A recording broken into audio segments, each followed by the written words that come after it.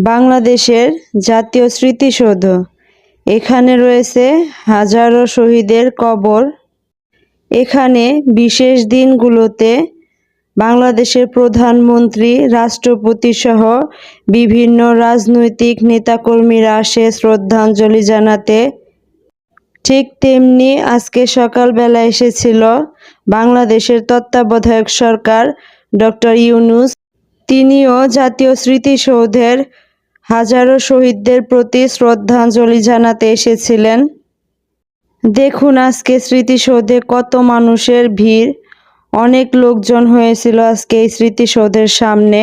তবে আমরা সবাই আশাবাদী, বাংলাদেশের এই পরিস্থিতিতে তত্ত্বাবধায়ক সরকার ডক্টর ইউনূস দেশের এই বিরূপ পরিস্থিতিকে স্বাভাবিক করে তুলবে এবং আমাদের বাংলাদেশকে এগিয়ে নিয়ে যাবে।